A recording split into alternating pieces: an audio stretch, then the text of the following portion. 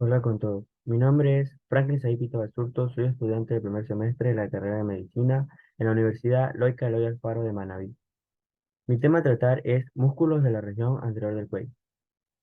Desde el plano profundo hasta el plano superficial, estos se dividen en 6 grupos que son grupo profundo medio, grupo profundo lateral, grupo de los músculos infraoideos, grupo de los músculos supraoideos, grupo anterolateral, grupo superficial o suprafacial. Primero tenemos al grupo muscular profundo medio.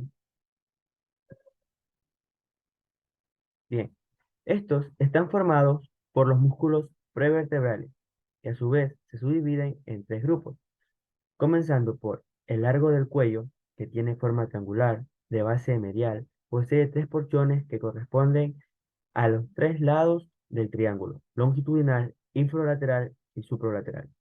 La porción longitudinal es alargada verticalmente y se inserta inferiormente en los cuerpos de las 3 primeras vértebras torácicas y de las 3 últimas vértebras cervicales. Termina en los cuerpos de la segunda, tercera y cuarta vértebra cervical.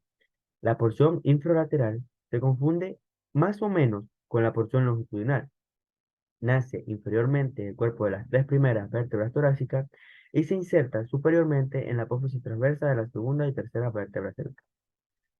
La porción supralateral se inserta en la apófisis transversa de la tercera, cuarta y quinta vértebra cervical y termina en el tubérculo inferior del atrio.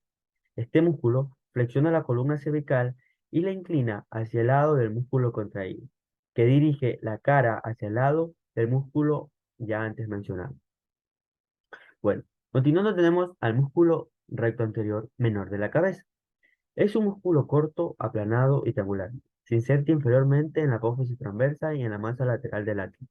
Desde ese punto, se divide hacia arriba y se inserta en la cresta muscular y sinostósica del occipital, justamente en el espacio que hay entre estas dos crestas y la porción petrosa del hueso temporal, medialmente al conducto carotídeo. Este músculo flexiona la cabeza y la inclina lateralmente. Por último, tenemos al músculo largo de la cabeza o recto anterior mayor de la cabeza. Es el más lateral, voluminoso y superficial de los 3 músculos prevertebrales. Es aplanado, ancho superiormente y estrecho inferiormente. Cubre en parte al músculo largo del cuello y al recto anterior de la cabeza. Se inserta inferiormente en las apófisis transversas de las vértebras cervicales tercera, cuarta, quinta y sexta. Aquí se dirige a la porción basilar del occipital, anteriormente al músculo recto anterior menor de la cabeza. También se inserta en la cara inferior de la porción petrosa del hueso temporal, medialmente al conducto carotídeo. Este músculo se encarga de flexionar la cabeza y además permite un movimiento de rotación que dirige la cara hacia el lado del músculo contraído. Ahora tenemos al grupo muscular profundo lateral. A este grupo pertenecen los músculos escalenos e intertransversos del cuello. El músculo recto lateral de la cabeza es el primer músculo intertransverso del cuello. Este se inserta inferiormente en la apófisis transversa del atrio y superiormente en la apófisis jugular del occipital. Este músculo inclina lateralmente la cabeza y el cuello hacia el lado contraído. Músculos escalenos. Están situados lateralmente a los músculos prevertebrales. Existen 3 a cada lado, anterior, medio y posterior. El escaleno anterior nace de la apófisis transversa de las vértebras cervicales, tercera, cuarta, quinta y sexta, y termina en un solo cuerpo muscular, en la cara superior de la primera costilla. El escaleno medio es lateral y un poco posterior al anterior. Se inserta superiormente en la apófisis transversa de las vértebras cervicales, segunda y tercera, cuarta, quinta y sexta, y en ocasiones hasta la séptima.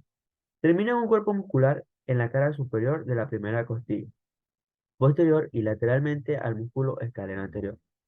Entre los escalenos medio y anterior se forma un espacio triangular por el que pasan la arteria subclavia y el plexo braquial. El escaleno posterior se inserta superiormente en la apófisis transversa de las vértebras cervicales cuarta, quinta y sexta, y termina en el borde superior y la cara lateral de la segunda costilla. Los músculos escalenos elevan las 2 primeras costillas y son inspiradores. Inclinan la columna cervical hacia el lado de los músculos contraídos, le dan un ligero movimiento de rotación que lleva la cara hacia el lado opuesto de los músculos contraídos. Bueno, el músculo intertransverso del cuello. Cada espacio intertransverso presenta dos músculos, uno anterior y otro posterior. Son láminas musculares aplanadas y cuadriláteras. Se insertan en el borde inferior de la apófisis transversa, que está por encima, y en el borde superior de la apófisis transversa, que está por debajo. Estos músculos inclinan lateralmente la cabeza y el cuello hacia el lado contraído. Prosiguiendo con la exposición, tenemos al grupo de los músculos suprayoideos. Está situado por encima del grupo yoides.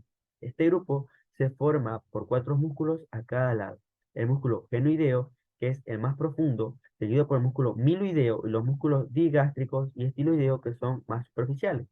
Músculo genoideo es corto, aplanado y bastante grueso.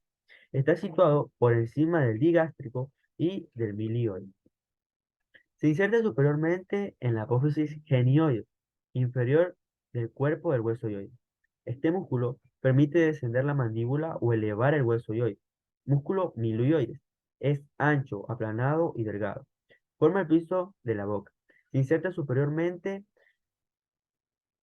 a lo largo de toda la línea amiloidea de la mandíbula. Se une al lado opuesto mediante un raspe medial. Se extiende hasta la cara anterior del hueso hioides inferiormente al músculo genoideo. Este músculo permite descender la mandíbula o elevar el hueso hioides. Músculo digástrico. Es un músculo alargado, formado por dos dientes, uno anterior y otro posterior, unidos por un tendón intermedio. El vientre posterior nace en la escotadura mastoidea del occipital. Desciende y se fija superiormente al hueso hioide, en donde presenta un tendón cilíndrico que es el tendón intermedio. Este atraviesa casi siempre al músculo estiloideo. Este tendón está unido al cuerpo del hioides y de aquí se continúa con el vientre anterior, que se dirige hacia adelante y se inserta en la fosa gástrica de la mandíbula. Este músculo posee dos vientres, como ya se había mencionado. El anterior, que permite descender la mandíbula o elevar el hueso hioides, y su vientre posterior, que eleva el hueso hioides. Músculo estiloideo.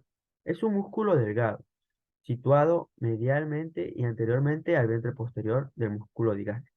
Se inserta superiormente en la apófisis estiloides, cerca de su base, y se dirige hacia abajo y adelante al llegar al tendón intermedio del músculo digástrico.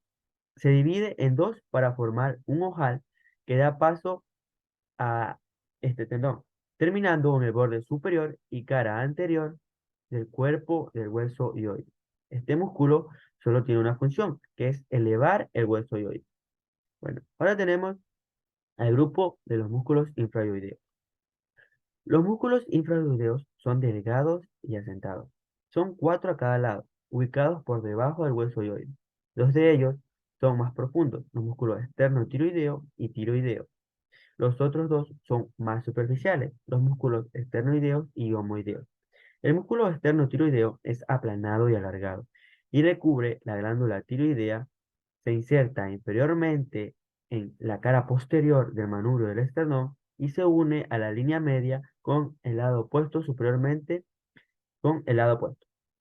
Este superiormente se fija en los tubérculos de la lámina tiroidea y la lámina oblicua, que los une. Este músculo hace descender al hueso hioides, contribuyendo a fijar la inserción inferior de los músculos suprayoideos. Baja la laringe y fija la inserción del músculo tiroideo. Músculo tiroideo. Este es aplanado, delgado y cuadrilátero. Nace de los tubérculos y la línea oblicua del cartílago tiroides. Se continúa con el músculo externo tiroideo, asciende anteriormente a la membrana tiroidea y se inserta en el borde inferior de la cara, posteriormente al cuerpo del hioides y la cara inferior del asta mayor.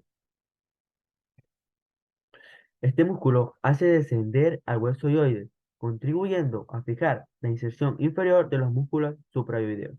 Músculo esternoioideo o esternocleidoideo. Es delgado y asentado. Recubre en parte muchas extremidades del músculo externo más esternotiroideo y tiroideo. Entre los músculos esternoioideos y esternotiroideos de ambos lados, se forma un espacio romboidal medio, en que se hallan las laringes, las glándulas tiroides y tráquea. Se inserta inferiormente en la cara posterior del extremo medial de la clavícula, en el primer cartílago costal, y en la parte lateral del manubrio del esternón. Desde este origen, asciende y se fija en el borde inferior del cuerpo del hueso yoide. Este músculo hace descender al hueso yoide, contribuyendo a fijar la inserción inferior de los músculos suprayoideos. Músculo homoideo. Es un músculo digástrico, es decir, formado por dos vientres, uno inferior y otro superior, que son aplanados y alargados, y unidos por un tendón intermedio al vientre inferior. Este se inserta en el borde superior de la escápula, se dirige hacia arriba, adelante y medial, hasta llegar a un tendón intermedio, seguido por el vientre superior, que se inserta en el borde inferior y lateral del cuerpo del hueso yoides. Este músculo hace descender al hueso yoides, contribuyendo a fijar la inserción inferior del músculo suprayoideo. Continuando, tenemos al grupo anterolateral. Este grupo solo está formado por el músculo esternocleidomastoideo, el cual es grueso y cuadrilátero. Tiene dos grupos de fibras y recubre los músculos infrayoideos de la parte superior de los escalenos, el digástrico y el paquete vasculonervioso del cuello. Se inserta inferiormente en el manubrio del esternón y en el tercio medial de la clavícula. Termina en la cara lateral de la apófisis mastoide y en los dos tercios laterales de la línea nucal, superior por debajo del músculo esplénico. Este músculo flexiona la cabeza, la inclina hacia el lado del músculo contraído y le da un movimiento de rotación, haciendo que la cara gire hacia el lado contrario del músculo contraído. También lleva el mentón hacia abajo y adentro, y además puede elevar el esternón y las costillas actuando como un músculo inspirador. Por último, tenemos al grupo superficial. Este grupo solo está formado a cada lado por el músculo platisma. Este es un músculo con forma de sábana que se encuentra dentro del tejido subcutáneo del cuello, anterior superficial a la lámina, valga la redundancia, superficial de la fascia cervical profunda. Se origina de la piel y la fascia que recubre la región de la clavícula. Recorre superiormente a lo largo de todo el cuello. Bueno, quisiera hacer una mención especial al canal de YouTube Aldo Cabeza y Cuello, donde pude obtener las imágenes para grabar este video. Gracias.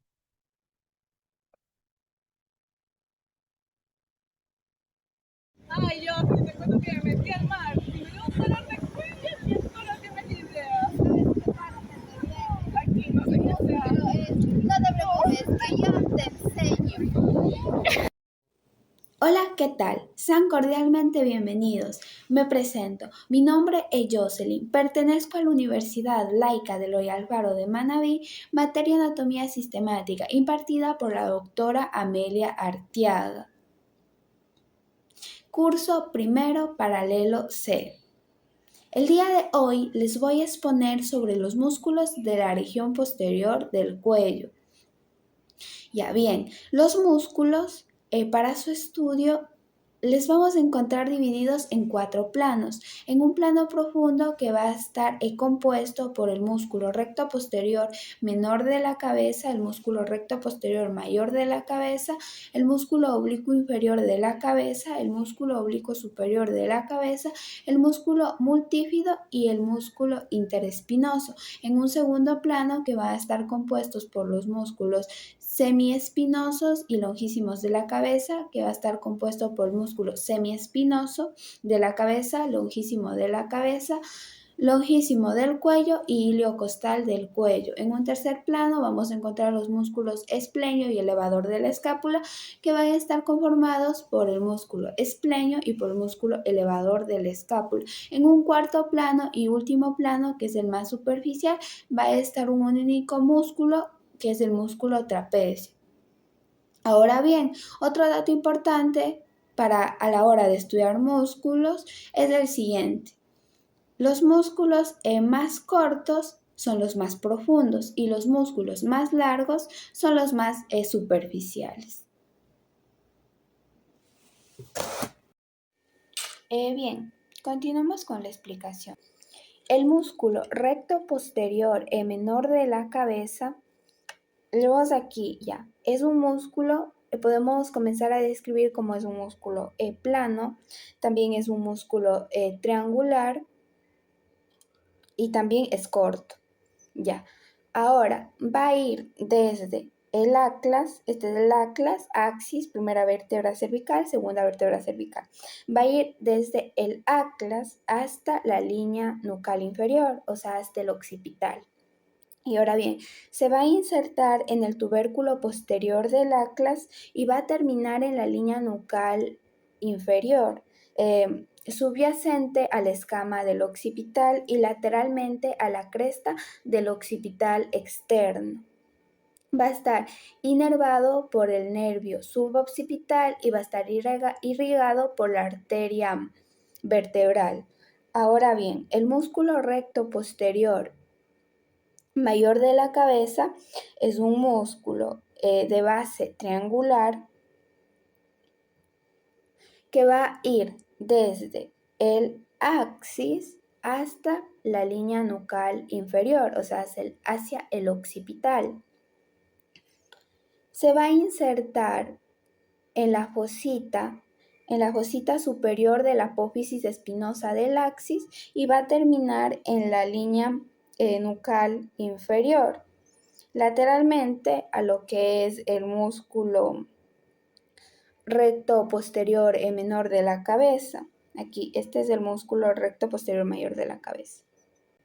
Lo va a inervar la rama dorsal del segundo nervio suboccipital y va a estar vascularizado por la rama vertebral, rama profunda de la arteria occipital. Los movimientos que va a realizar es rotación y va a girar la cara hacia el lado contraído. El músculo oblicuo inferior de la cabeza, en cambio, es alargado, también es grueso, también es funciforme y se va a originar en la parte de la apófisis espinosa, en la fosita lateral de la apófisis espinosa del axis y se va a terminar insertando en el borde posterior de la apófisis transversa del atlas. Lo va a irrigar la rama dorsal del segundo nervio suboccipital y va a estar vascularizado por la rama vertebral, rama profunda de la arteria occipital. Los movimientos que va a realizar es rotación y va a girar la cara hacia el lado contraído. Bien, ahora vamos a explicar el músculo oblicuo superior de la cabeza. Este es un músculo, es corto, es aplanado y también es triangular, que va a estar situado posteriormente y lateral a lo que es la articulación atlanto-occipital, que está entre la apófisis transversa del atlas y entre el hueso occipital. Se va a insertar mediante fascículos tendinosos y musculares en el tercio lateral de la línea nucal inferior y en una impresión rugosa situada inferior y superior a dicha línea, la línea nucal inferior. Va a estar inervado por la rama posterior del primer nervio cervical y la acción de este músculo es extender e inclinar la cabeza hacia un lado y a su vez también imprime los movimientos de rotación. Ya, los músculos recto posterior mayor de la cabeza y los músculos oblicuo inferior de la cabeza y oblicuo superior de la cabeza forman un espacio triangular, este que está de color azul, que se puede observar, que va a estar atravesado por lo que es la arteria vertebral, en el que se va a penetrar el ramo posterior del primer nervio cervical. El músculo multífido es de aquí. Es un músculo transverso que ocupa el largo de toda la columna vertebral. el canal vertebral comprendido entre la apófisis espinosa y el vértice de la apófisis transversa, el origen de este es la apófisis transversa y la inserción en la apófisis espinosa. Va a estar inervado por los ramos posteriores de los nervios raquídeos y va a estar irrigado por la arteria cervical, intercostales posteriores, subcostales y lumbares. La acción va a extender la cabeza, también va a rotar la cabeza y también va a realizar movimientos de la columna vertebral, de extensión de la columna vertebral. El músculo interespinoso del cuello son estos músculos que se los ve y se puede decir que son pequeños, y sí, son pequeños músculos y son cuadriláteros, que se encuentran extendidos a cada lado de la línea media de la apófisis espinosa de las dos vértebras vecinas. En el cuello existen 6 pares, situados desde el axis hasta la primera vértebra torácica. El origen es la apófisis espinosa y la inserción son los bordes del canal espinoso de las vértebras superior e inferior del tubérculo correspondiente. Van a estar inervados por los ramos posteriores de los nervios raquídeos y la irrigación va a estar dada por la arteria vertebral y la arteria occipital. La acción que van a tener estos músculos son extensores de la columna vertebral. El músculo semiespinoso es un músculo ancho y grueso que está extendido sobre la nuca y la parte posterior del dorso, desde la sexta vértebra torácica hasta lo que es el occipital. Se inserta inferiormente en el vértice de las apófisis transversas de las 5 a las 6 primeras vértebras torácicas y en la base de las apófisis transversas de las 4 últimas vértebras cervicales. Medialmente en las apófisis espinosas de la séptima vértebra cervical y la primera vértebra torácica. Esta última inserción que acabo de mencionar es una inserción inconstante. Termina entre las dos líneas nucales que están lateralmente y la cresta del occipital externa. Es un músculo que nos ayuda a los movimientos de extensión y de inclinar la cabeza hacia el lado contraído. Va a estar inervado por el nervio occipital mayor y el nervio cervical 3, 4 y 5 y va a estar irrigado por lo que es la arteria occipital profunda y occipital. El músculo longísimo de la cabeza es un músculo largo y delgado que está ubicado lateralmente al músculo semiespinoso de la cabeza. Es el encargado de conectar la columna cervical con la apófisis mastoides. Va a cumplir una función muy importante. También se inserta inferiormente en las 4 últimas vértebras cervicales y la primera vértebra torácica y va a terminar en el vértice y el borde posterior de las apófisis, lo que son mastoides. La acción es la misma que el músculo semiespinoso, es decir, inclina la cabeza hacia el lado contraído y también es un músculo extensor. Va a estar irrigado por lo que es la arteria cervical profunda y occipital y va a estar inervado por el nervio occipital mayor y cervical 3, 4 y 5. Ahora bien, el músculo longísimo del cuello es un músculo alargado y delgado que está situado lateralmente al músculo longísimo de la cabeza. Se inserta inferiormente en el vértice de las apófisis transversas de las 5 primeras vértebras torácicas y superiormente en los tubérculos posteriores de las apófisis transversas de las 5 últimas vértebras cervicales. Está lo que es inervado por los ramos posteriores de los nervios raquídeos y está irrigado por la arteria cervical profunda y occipital. La acción que tiene es extender la columna cervical e inclinarla hacia el lado del músculo contraído. Bien, ahora el músculo iliocostal del cuello, el origen en el borde superior de las 6 primeras costillas. y la inserción en los tubérculos posteriores de las 4 o 5 últimas vértebras cervicales, torácicos y lumbares. Es un músculo extensor, inclinador y va a estar inervado por lo que es los ramos posteriores de los nervios raquídeos, y la irrigación la da la arteria occipital, cervical profunda y vertebral.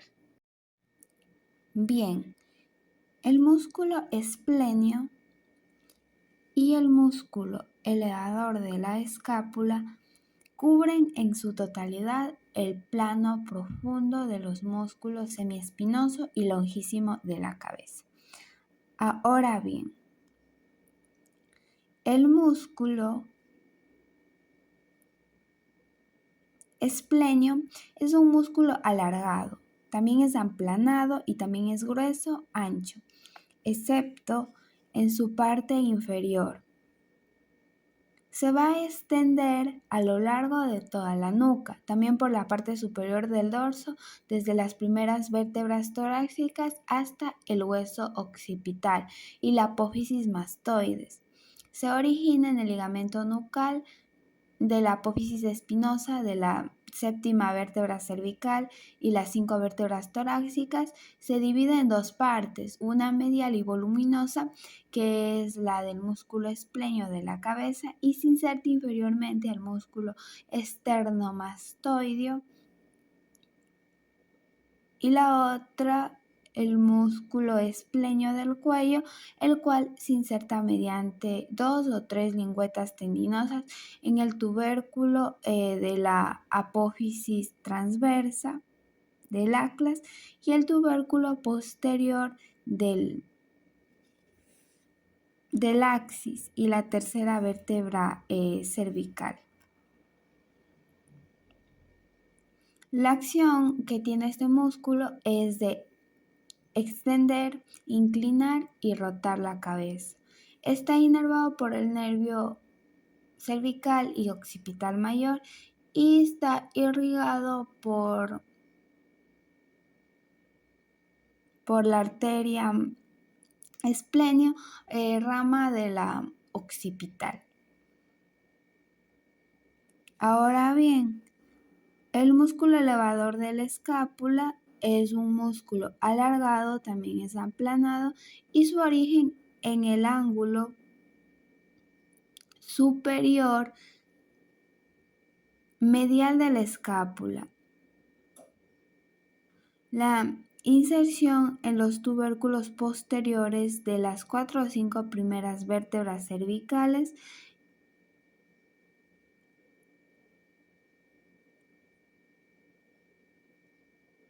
está inervado por el nervio dorsal de la escápula, está irrigado por las arterias cervicales transversas ascendentes, y el movimiento que brinda es la tracción del ángulo superior y también inclina la columna cervical. Ahora bien, el músculo trapecio es un músculo ancho, también es un músculo aplanado, delgado y triangular. Es el más superficial de todos los músculos de la región posterior del cuello. Un dato curioso. Se extiende desde la columna cérvico-torácica hasta el hombro. Se origina en el tercio medial de la línea nucal superior y la protuberancia del occipital externa y el borde posterior del ligamento nucal. Se inserta en la clavícula, en el borde posterior de la escápula, en el extremo medial de la espina de la escápula. La inserción va a estar dada por el nervio accesorio sexto par craneal y los ramos anteriores de los nervios espinales C3, C4. Va a estar irrigado por la arteria occipital, arteria cervical, dorsal de la escápula, y los movimientos que va a permitir es superior y medial, eleva el hombro y va a descender el escápula.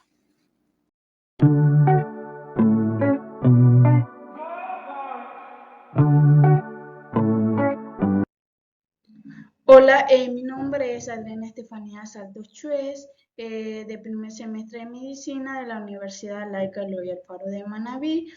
Nuestra docente es la doctora Amelia María Mendoza Arteaga, cual nos da la materia de anatomía sistemática, y yo le voy a hablar sobre la fascia cervical.